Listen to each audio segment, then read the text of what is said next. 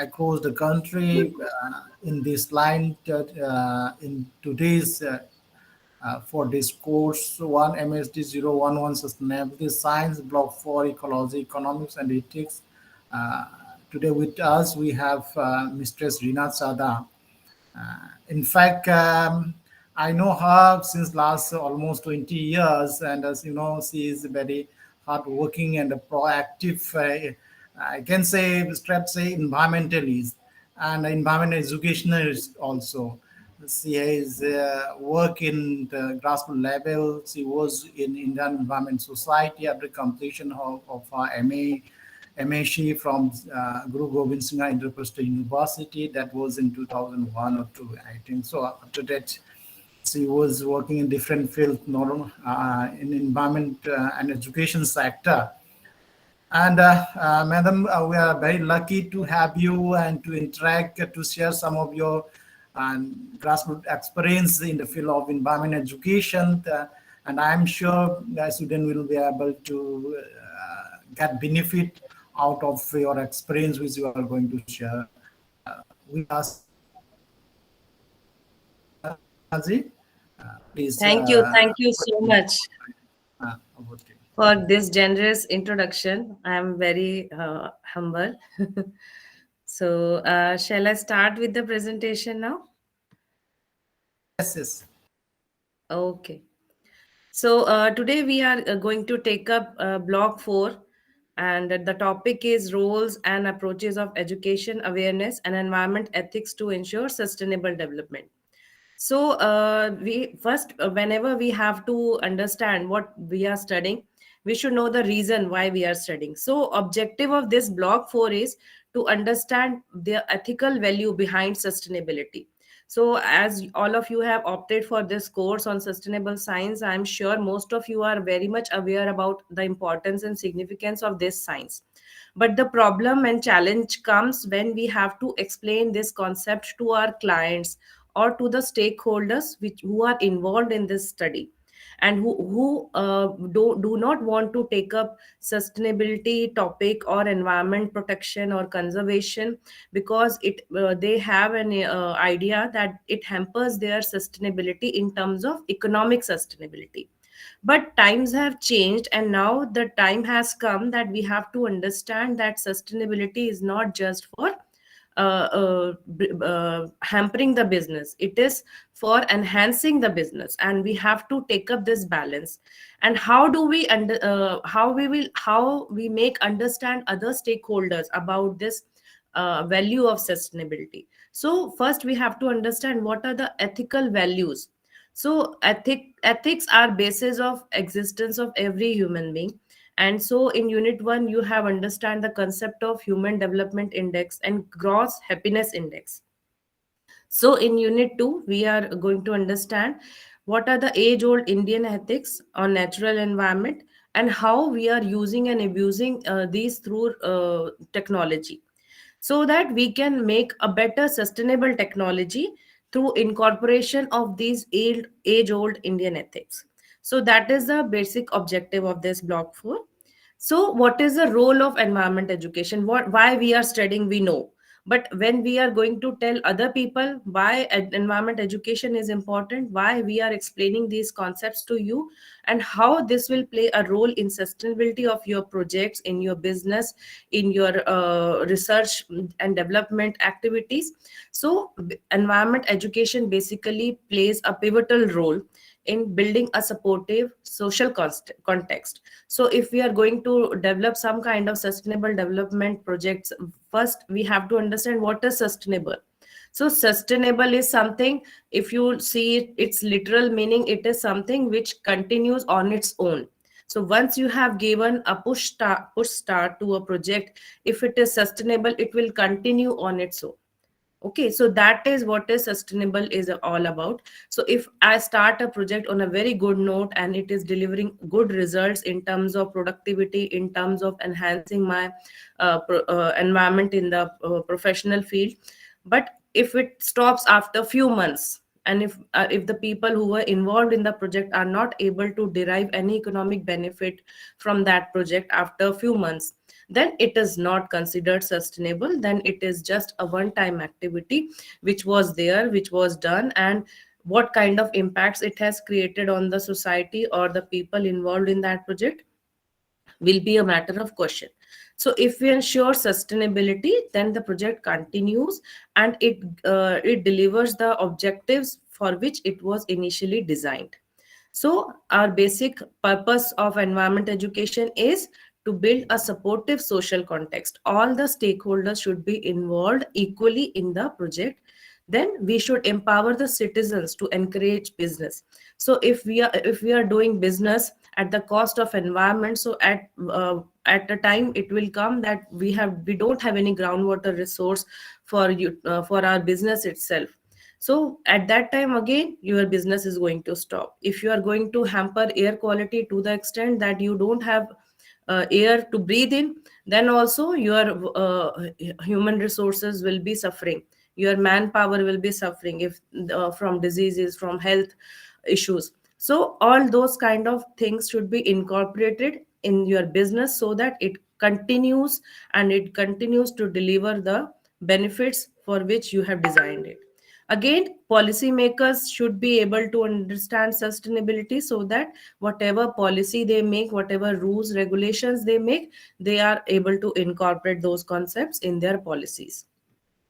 So, this is the significance of environmental education for effective legislation to build cleanest technology, so that if you are aware of what kind of impacts and can be created by your technology on the environment, then only you can safeguard the bad impacts, and you can safeguard your project from the negative impacts of that technology. So if you are not even appreciating environment or environment education or the concept of sustainability, then it's very difficult for you to incorporate those concepts. So education is the basic step, or it is the first step to of a ladder which takes you towards a sustainable business. So then you have to ensure refined and robust research. Then also you need environment education for long-term goals of sustainable development. As per United Nations, there are 17 sustainable development goals for 2030. And as per those 17 sustainable development goals, if you are not taking care of even one of the concepts, your sustainability is endangered. Then you should have current environmental issues, because nowadays environmental issues are the major threat to continuous operation of a business. For example, there are in environment impact assessment notification, there are clauses which leads you to the penal action. Okay, so if a businessman is not taking care of the environmental issues in its business, then it may get the power supply, water supply can get disconnected in one day, and it can get penal action against him. So all those kind of issues can only be avoided if you have understanding what things are required, what kind of consent to operate, consent to establish, environment clearances, then permissions for holding up fuels, permission for cutting off trees. All those issues have to be understood by you people, so that you can take proper action, you can incorporate project activities according to that. Then you have the fundamental responsibility of human being to care and protect the environment. Then understanding environmental ethics and eco philosophy. Why we are talking about environment ethics nowadays? Because the environment has degraded to a level that it has endangered our own survival. We don't have clean air to breathe. So if you can see the situation of air quality in Delhi, especially in winters due to creation of inversion layers, so then you can clearly visualize how the environment or how the situation is going to be there after a few more years if we don't care about the eco philosophy, environmental ethics. So again, if we see our national policies, or our honorable prime minister, how he has prepared an action plan for transforming India. These are some of the excerpts which I have taken out from the globe action plan of prepared by our prime minister. for transforming India. So here again you see there is thirst on environment friendly and cheaper fuel. So this is an example how environment is impacting the policies at the ground level. So if the people are to be provided fuel and CNG and PNG, there are investment at national levels so that we can protect our environment hand in hand. Then for eliminating corruption also, if you take notice of this slide, there is the time taken for environmental approvals brought down to 180 days. And now in today's newspaper, I was just going through the today's post, so it is now reduced to 90 days. So this is the latest development. So those issues have to be taken care of at the national level as well as at your business level as well. So, what is recognition of environmental education? Now, environmental education is not a new thing. It has been recognized world over globally since 1972 when UN Conference on Human Environment held in Stockholm. And after that, it was declared as a tool to address global environmental problems. And UNESCO and UNEP have created major declarations.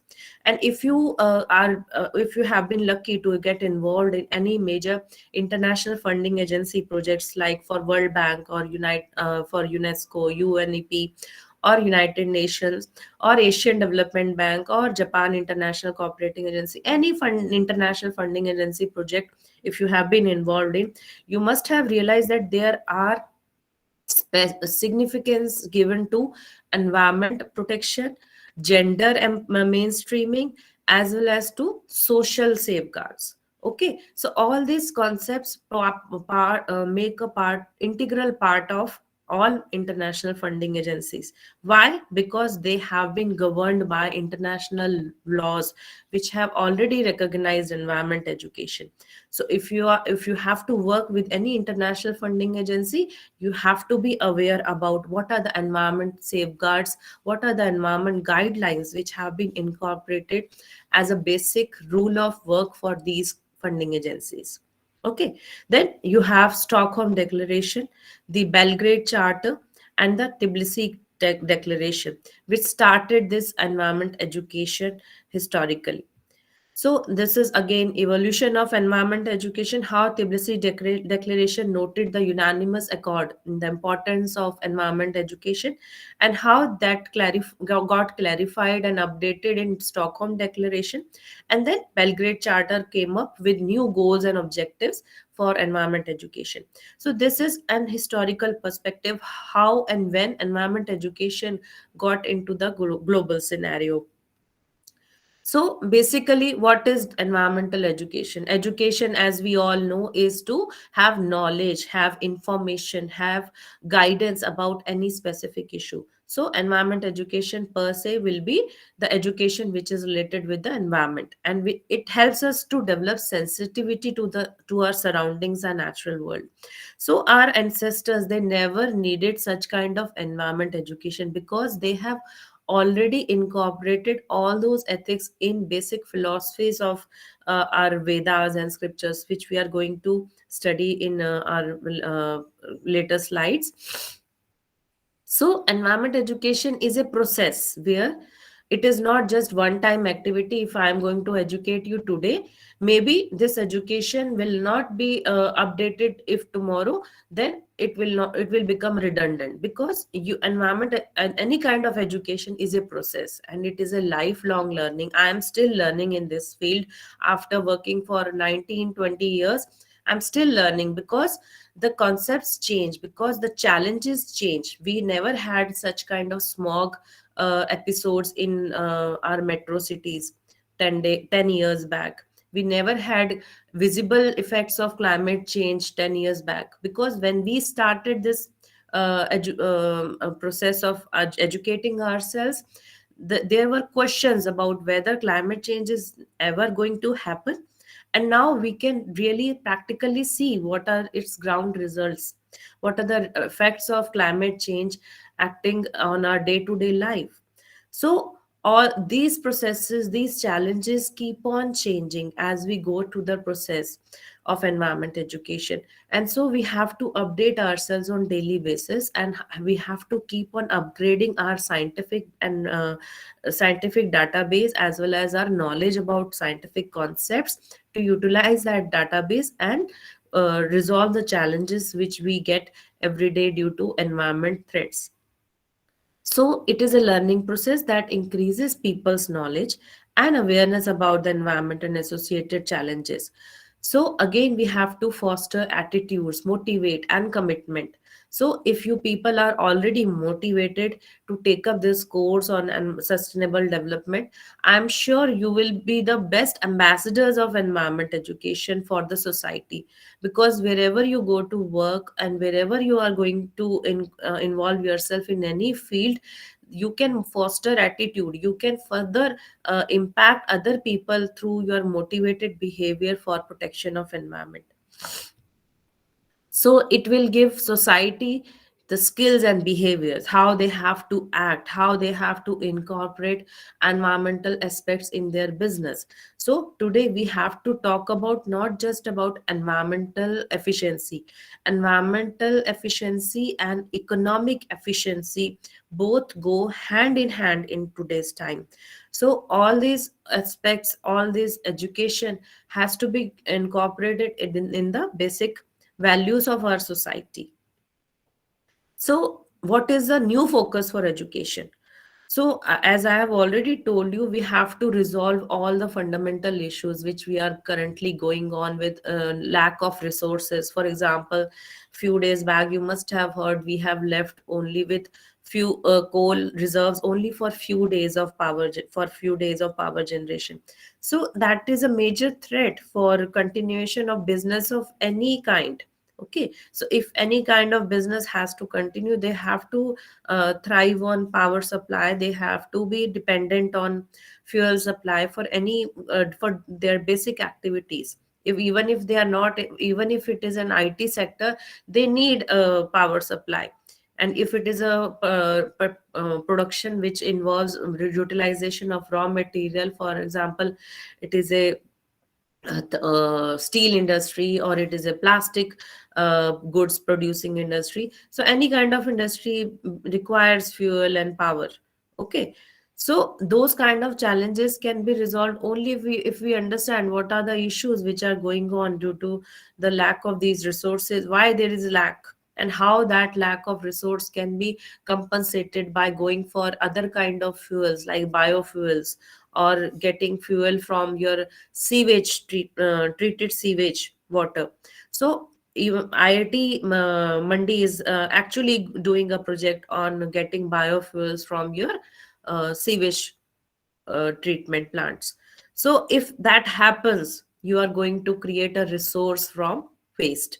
So those kind of issues, those kind of can be tackled with certain R&D projects, certain new kind of products which can be developed through enhancing your knowledge about environment. Then there is major learning outcome of environment education. What are the outcomes? You have improved awareness, you have understanding of ecological principles, you can demand action to promote conservation of natural resources. So you have major revolutionary uh, uh, uh, projects like Narmada Dam project. So there the environmentalists who were aware about the conservation of natural resources on in those areas, they were aware enough to take up those issues at level of our legislation. Okay, so if you have understanding of legal aspects involved in protection of natural resources, you can take a call to protect those resources. So this is the latest development and the latest publication of UNESCO, and it is a 276 page document which gives you many details about issues and trends in education for sustainable development. So all those guidelines I have been talking about for international funding agencies, you can find a detailed overview of those guidelines, as well as all the historical perspectives which we have been talking about, and it is available on your internet free of cost. So you have to just go download it and get the enhanced view of environment education and the guidelines which are there at the international level. So I'll suggest you all to get through this document. And then there are few documents which are very relevant in today's time, like the ethics of sustainability and the tragedy of the commons, and this network for sustainability. They have made a guide for managers for. So if you are a green building manager, or if you are taking up projects in architecture, or if you're taking projects in engineering sector, so these kind of documents can help you making sustainable choices for your business opportunities. Then what are the strategies and approaches? So if we have to incorporate our education into a system, what kind of approach or what kind of strategy you will take up? So UNEP has started the overall strategy formulation of UNEP, and the banner implies that all the programs under this strategy should be geared towards sustainable development. So even India is a party to all these international conventions and summits. So the sustainability is not just a standalone thing. It has to be incorporated in all your business activities. So in India also, we have specially designed climate change action plans and sustainability projects. If you go to the Ministry of Environment and Forest and Climate Change website, you will get to know more about these kind of projects which are taken up at the national level. So even projects on carbon credits can be taken up. So if people are involved in shares and market financial markets, then these kind of projects which are directly involved with environment can also be taken up. So environment is a very wide subject. It can be interlinked with any kind of business opportunity. So again, these all international guidelines have laid down procedures as well as methodologies for taking up internationally agreed goals, or be it on Millennium Development Goals, be it on carbon credits.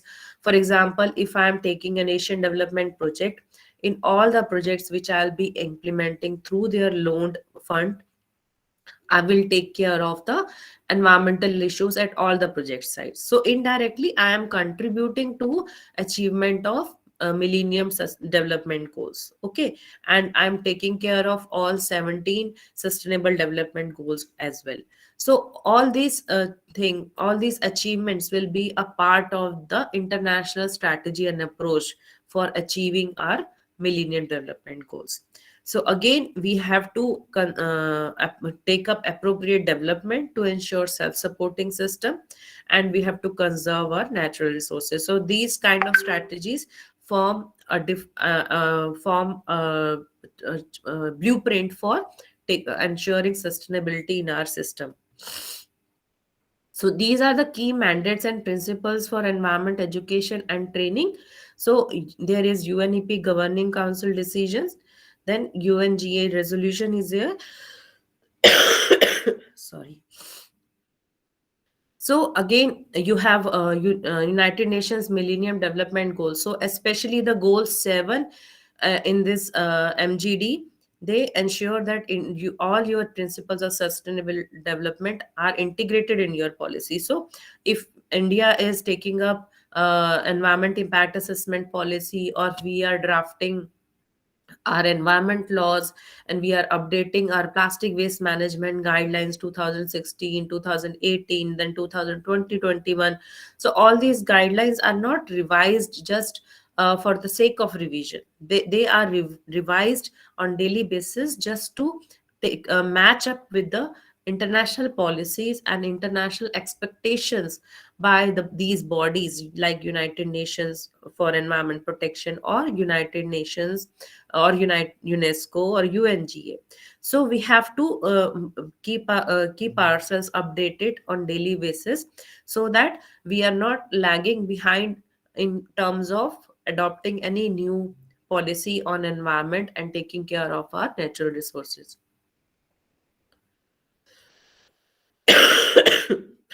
So there is a systematic approach. So why environment education is pluridisciplinary, it is interdisciplinary and transdisciplinary. So if you see pluridisciplinary, what is pluridisciplinary?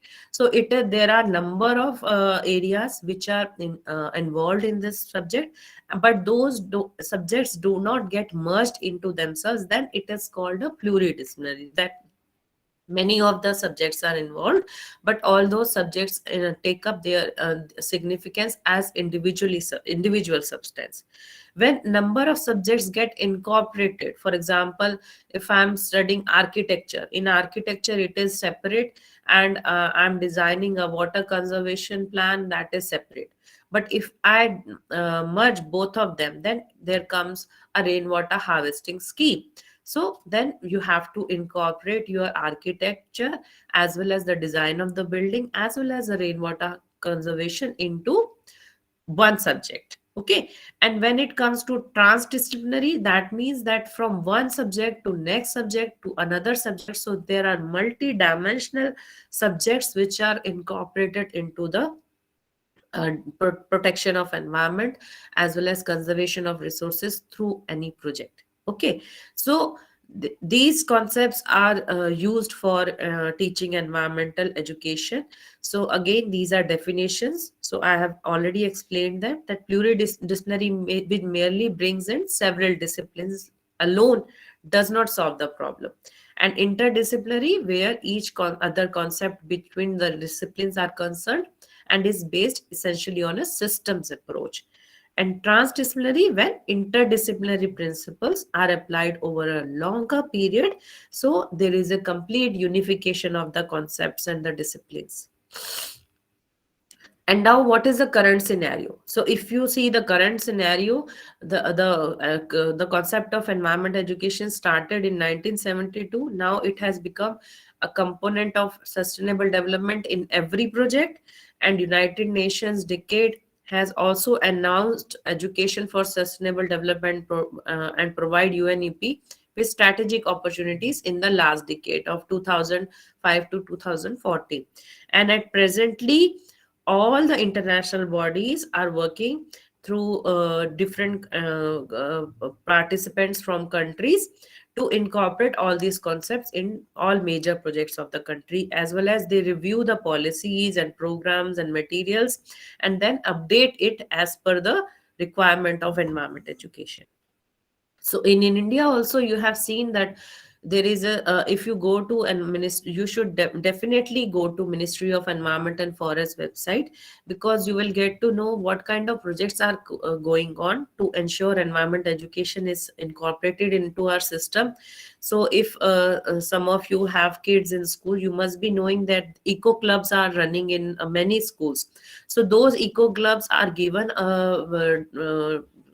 money by Ministry of Environment. It's just a token money which is given by Ministry of Environment and Forest, and those funds can vary from 5,000 to 25,000, and they basically motivate students to take up activities and projects on environment conservation.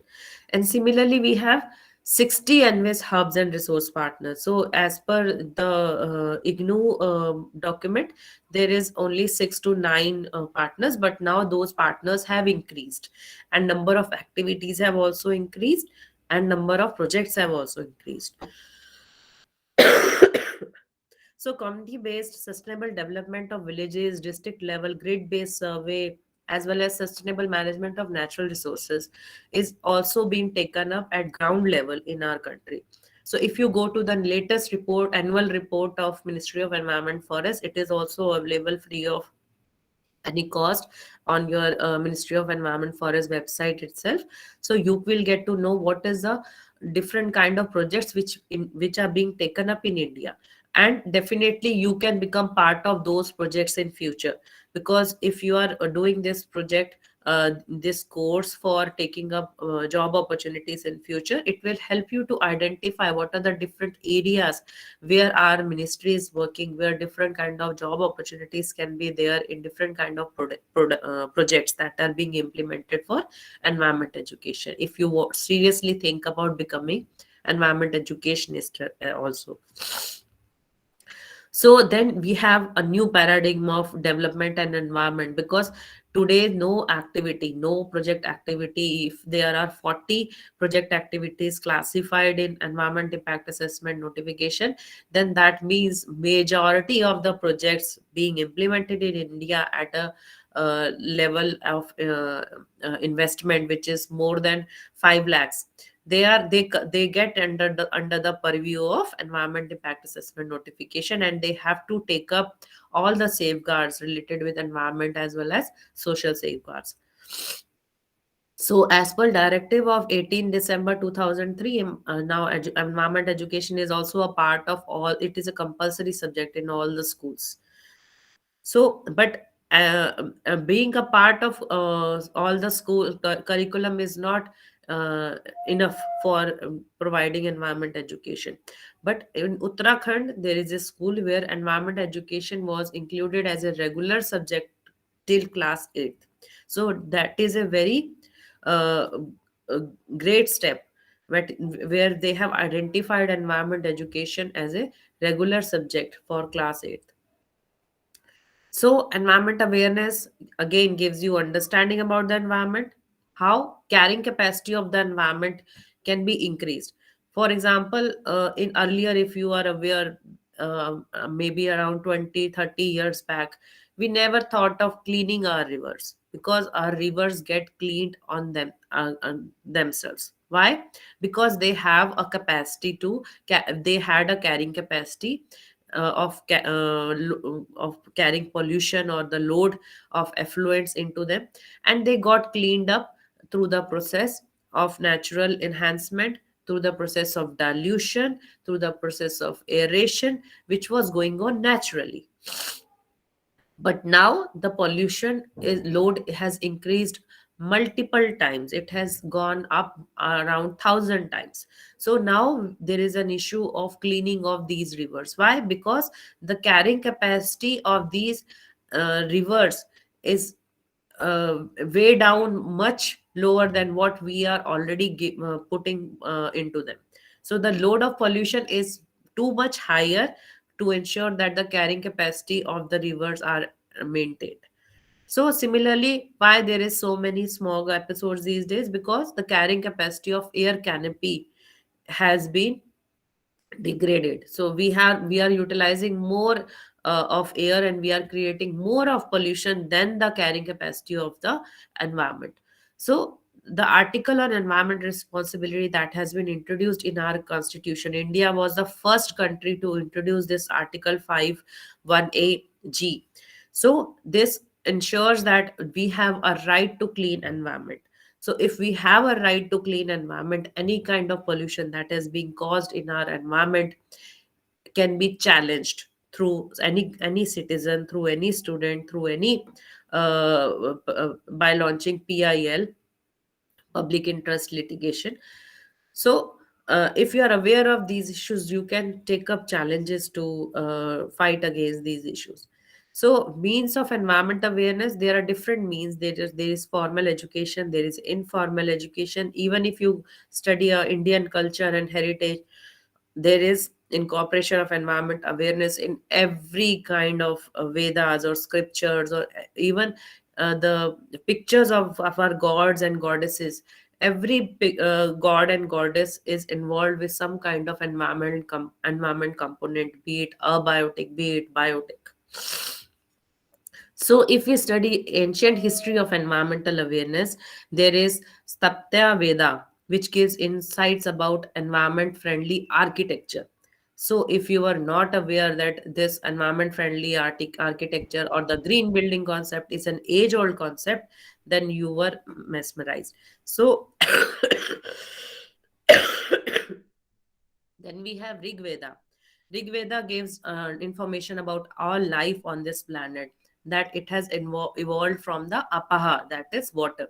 So this is a picture of goddess of water, and it is a picture of Rig Veda. Then Brihad Samhita is written by and compiled by Varhamira. So it gives about the detailed compilation of all kind of environment components, and what kind of all kind of animals and birds which are there in our environment, and how they are important for our natural existence. So these three are ancient wisdom, and our ancestors used to worship all trees. Why? Every for your example, our goddess Saraswati, she is sitting on a lotus flower. Okay, our god Ganesha is sitting on a rat. Okay, or mushak.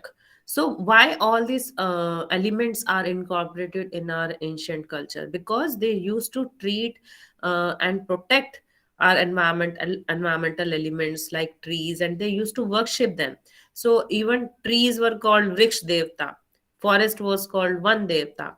Now snakes were relevant with Nag Devta, and cow was relevant with Kamdhenu, that fills your desires. Even trees were also called Kalpavriksha. So they had an ingrained values for these kinds of environmental elements, and now we have lost that ingrained value, and that's why we are studying environment education. Because if you have lost something which has been there for ages, it is our responsibility to re-enhance it. Okay, so we are studying this environmental awareness and how our ancient culture was ingrained in environmental concepts, so that we can appreciate the value and recreate its value to fight the challenges of present. So in ancient history, again, this is a photograph of tanks in Naneghat Junar, where the architecture was so much integrate to ensure that every drop of water that was falling on those mountains used get recharged and get collected for rainwater harvesting. So you can see the how detailed architecture and how detailed design of rainwater harvesting was done in even in Naneghat, which is a vast plateau, and it is surrounded by all tall mountains like Jivdhan and Varhadi on one side, and vast cliff of Konkan on other side. So all these mountains surrounded Naneghat as in the vast plateau, and again they were utilizing the all the rainwater that was being recharged. So, looking at these concepts, looking at these historical examples, you can appreciate how environment had been a part of our culture, and how environment is now being made a part of our policies and in global and international agreements. Then this environment ethics is a concept, because environment is related with society, environment is related with economics. How it is related with economics? Because nowadays you have to pay charge for every drop of water you are using for your business. So if a pair of jeans or Levi's is made with 50 liters of water for one pair of jeans, the cost of production of that jeans will increase. Okay, so if I am producing 1 meter of cloth with 20 liters of utilization of water, then also my production cost will increase. And if I'm going to reduce that raw material consumption of water or chemicals by 50%, it will improve my economic efficiency as well as my ecologic efficiency. So this concept is not just ethical, it is ethical to remind us that this is the basic value. But again, if you do not think it in terms of ethics, it again has an economic value to help your business to be sustainable. So ethics is not just related with environment. Ethics is the basic philosophy of looking at things with a perspective of right and wrong.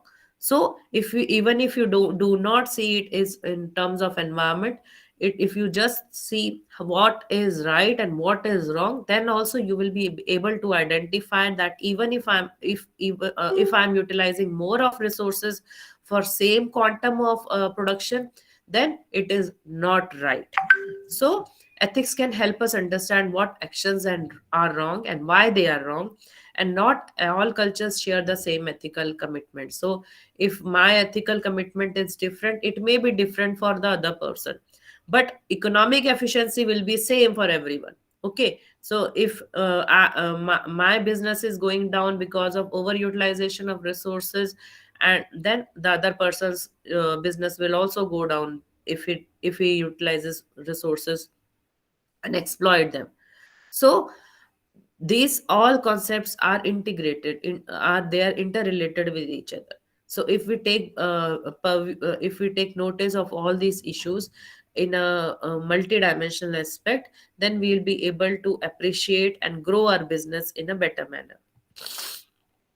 So there are basically three types of environmental ethics: development ethic, preservation ethic, and third environmental ethic is conservation ethic. So development ethic is if it can be done, it should be done. Preservation ethic is that it nature is a complete entity in itself and it should be maintained and cared for. Conservation ethic is that maybe we have declined our standards, but now we have to ensure the balance and we have to take care of the resources which were not conserved earlier. Okay.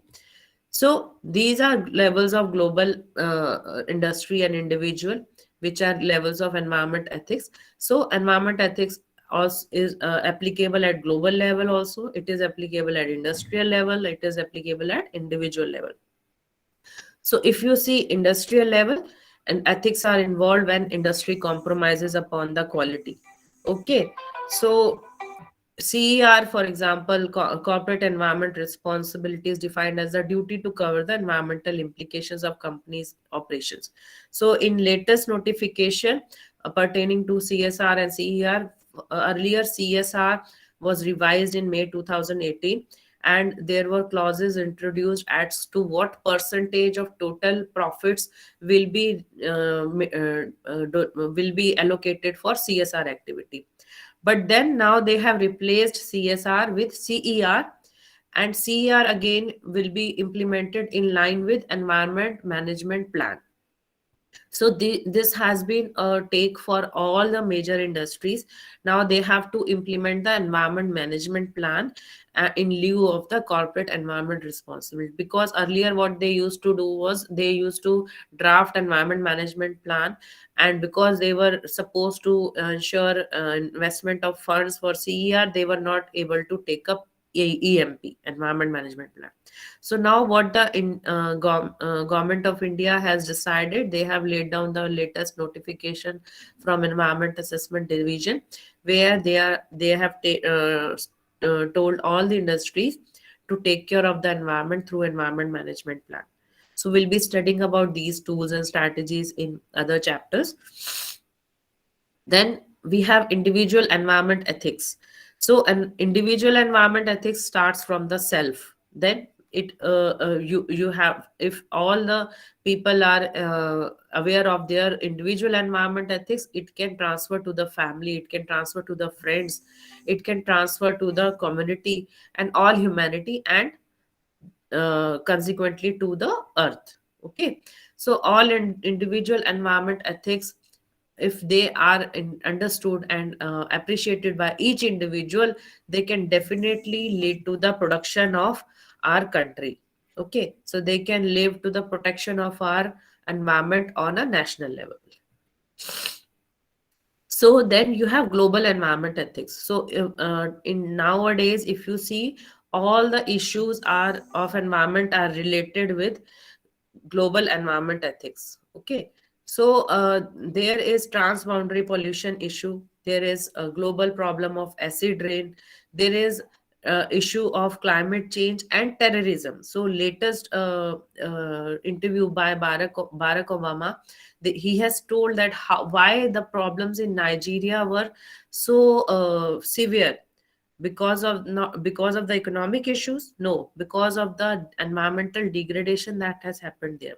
So the poverty, and the people were so much under poverty that they were easy to be taken up by terrorist activities. Okay, so if a country is empowered, if they have enough of resources, they can take care of themselves, they can fight the challenges of terrorism, they can find the challenges of pollution. But if I am not able to take care of my basic survival issues, if I am not taking care of even bread and butter of my citizens, then how can I'll be able to fight the terrorist or the problem of acid rain? So we have to understand the urgency and common cause about the environment, which is leading to unprecedented global cooperation. Why all international bodies are coming together for protection of environment?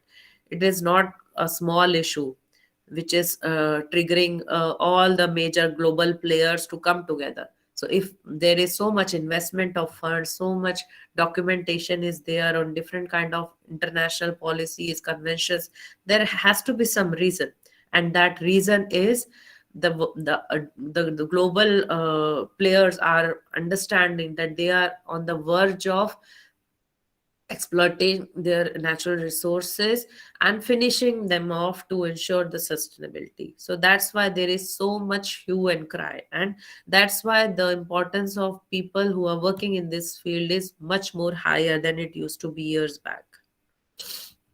So now we have an Indian environmental ethics are there. We have Isho Upanishad is there. Then we have sustainable development, like Kunj Bihari Nayak has already elaborated on the alternative approach by Rabindranath Tagore. So even our father of nation, Mahatma Gandhi ji, he also told that earth provides enough to satisfy every man's needs, but not every man's greed. So we have to understand why our international leaders were so much adamant about instilling these values, instilling the compassion for animates and inanimates in our Indian culture, because they were aware if these issues, if these concepts are not ingrained, our environment will be degraded to a stage where it will be impossible to bring it back to its original form. These are some of the references which I have incorporated in the presentation, and I will request if you want to ask some questions and you want to clarify any doubts, please do that.